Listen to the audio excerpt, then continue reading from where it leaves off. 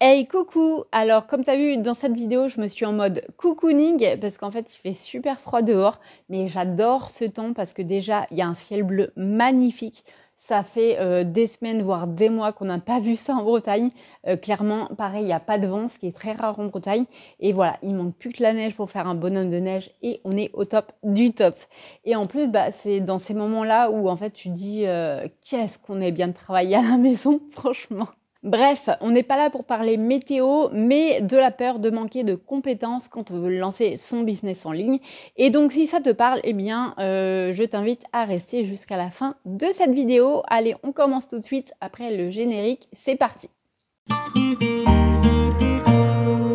Alors, je te rassure, hein, c'est tout à fait normal d'avoir peur de ça quand on lance son activité, parce que déjà, c'est une reconversion professionnelle, donc c'est normal, en fait, on débute, donc on manque forcément de compétences, mais même en fait, si tu as fait des études dans un domaine particulier et que tu te décides de te mettre à ton compte, même si tu as beaucoup d'années d'expérience derrière toi, eh bien, il y a forcément des choses que tu ne sais pas faire. Parce que pour moi, l'entrepreneuriat, c'est vraiment un métier à part entière. Je veux dire, il y a ton cœur de métier, ok, mais il y a aussi toutes les autres facettes, je veux dire, de l'activité, notamment la comptabilité, la relation client, la gestion des réseaux sociaux, le marketing, la vente, etc. Enfin, tu vois, il faut être vraiment multicasquette. Et parmi ces aspects de l'entrepreneuriat, eh bien, il y a la vente qui est quand même une très grosse partie. Et si t'aimes pas vendre, eh bien, t'es un petit peu mal. Et le truc, c'est que justement, c'est le cas pour énormément de gens parce que, on a en fait depuis toujours souvent une image négative de la vente. Tu sais, ça donne un petit peu l'impression en fait quand tu rentres dans une boutique et que t'as le vendeur qui te saute dessus pour demander, qu'est-ce que vous cherchez, machin. Toi, en fait, t'as juste envie d'être tranquille, de l'envoyer bouler. Ou alors, ça peut être aussi, le mec qui argumente, qui fait son speech de vente, qui connaît par cœur, qui connaît tous ses arguments et il veut te vendre le modèle supérieur en fait, alors que toi tu veux l'autre. Enfin bref.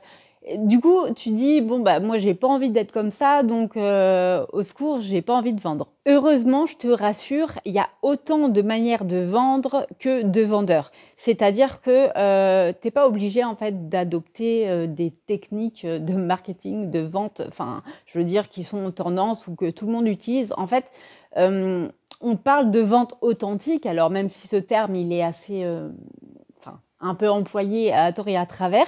Mais en fait, en gros, c'est une vente vraiment qui te correspond à la manière... en fait, le but, c'est vraiment de te dire que vendre, théoriquement, tu t'en aperçois pas forcément, ça doit se faire naturellement. Et le fait de te dire, en fait, j'aide la personne, je cherche pas à vendre mon produit à tout prix, je cherche à lui apporter une solution et que grâce à ma solution, il va aller mieux. Il vient tout de suite, en fait, tu renverses la balance. Et en gros, t'acceptes mieux le truc. Bref, c'est... je sais pas si je m'exprime très bien, mais en tout cas, c'est juste pour te dire que finalement, vendre, ça doit pas te faire peur. Et aussi, le truc, c'est que parfois, on a des capacités ou des talents et on ne le sait même pas, en fait, parce que c'est tellement naturel pour nous en fait qu'on se rend même pas compte. Tu vois par exemple la vente, on le pratique un petit peu dans la vie de tous les jours. Tu vois par exemple avec tes enfants ou avec ton conjoint, enfin ta conjointe, peu importe. Tu vas absolument vouloir convaincre cette personne. Finalement c'est un petit peu de la vente. Et il y a des gens qui sont très doués pour ça en fait naturellement. Et c'est de la vente. En ce qui concerne les compétences, tu peux aussi les diviser en 3 catégories. Donc, tu as d'un côté les hard skills, qu'on appelle, donc c'est en gros les compétences dures ou techniques. Donc, ça va être plutôt lié à l'apprentissage d'un outil, d'un logiciel, enfin voilà, la maîtrise de quelque chose. Donc, ça, dans tous les cas, ça s'apprend, tu vois. Je sais pas, apprendre à créer un site web, apprendre à faire du montage, apprendre, différentes choses, à utiliser un outil d'autorépondeur pour faire tes emails, etc. Ça, en fait, ça s'apprend. Donc, bien sûr, au début, ça va prendre un petit peu de temps, le temps de maîtriser un petit peu tout ça. Mais ça s'apprend. Après, si tu veux aller plus vite, bien sûr, tu peux aussi suivre des formations spécialisées là-dessus ou en autodidacte. Après, c'est à toi de voir. Ensuite, tu as également les soft skills ou compétences douces ou comportementales. C'est des compétences humaines en quelque sorte. Donc ça va être plutôt ancré en toi. Donc on va parler par exemple d'organisation, de créativité, de communication. Et ça se développe finalement ces qualités-là. Au fur et à mesure que tu vas travailler là-dessus, voilà, tu vas créer, comme moi je fais des vidéos, tu vas communiquer avec les gens. Enfin, au fur et à mesure en fait du temps, tu vas t'entraîner et ça va se développer. Et enfin, tu as ton cœur de métier. Donc soit tu le connais déjà parce qu'en fait tu exerçais cette profession en tant que salarié et maintenant tu es à ton compte, soit c'est une reconversion et auquel cas tu vas forcément suivre une formation. Et à la fin de cette formation, théoriquement tu vas être compétent ou du moins tu vas avoir de bonnes bases et c'est au fur et à mesure justement de la pratique que tes compétences vont augmenter. Et enfin, j'aimerais te parler du syndrome de l'imposteur. Donc ça, peut-être que tu en as déjà entendu parler parce que c'est assez connu. Tu sais, c'est le fait en fait de ne pas se sentir légitime dans ce qu'on fait, de ne pas être à la hauteur. Et il y a certaines personnes qui le ressentent. Alors, j'aimerais cependant distinguer deux choses. Le fait d'être réellement débutant, auquel cas on ne peut pas vraiment appeler ça un syndrome de l'imposteur, puisque quand on débute, donc forcément on manque de compétences.